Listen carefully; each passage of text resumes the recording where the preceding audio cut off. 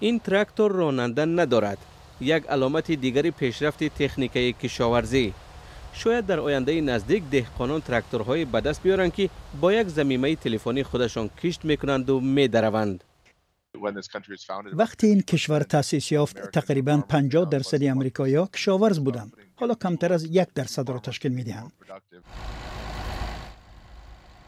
تراکتور بیراننده از شرکت جان دیر با استفاده از دوربین‌های کامپیوتری و هوش مصنوعی حرکت می‌کند.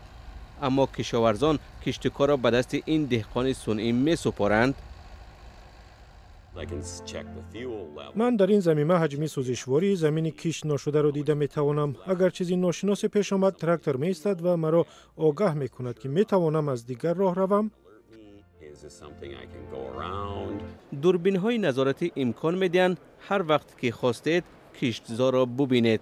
تخمی را دقیق میگذارد.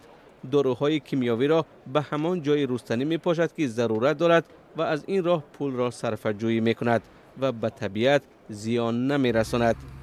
با گفته کشاورزان مهمترین فایده تراکتور صرفه‌جویی وقت است. سارا راکر در زمین‌های نچندان بزرگش در مونتانا لبلبوی قند، گندم و لوبیا کشت می‌کند.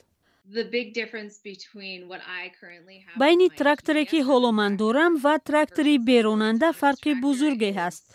با شرافت تکنولوژی نو من میتوانم زمینی بیشتر کشت کنم و حاصل بیشتر بگیرم. کشاورزان نسبتاً سنتی هستند ولی احساس دارم که اگر آن را یک بار بسنجند حتما میپذیرند. تراکتور شرکت جان دیر آخر همین سال دسترسی کشاورزان میگردد.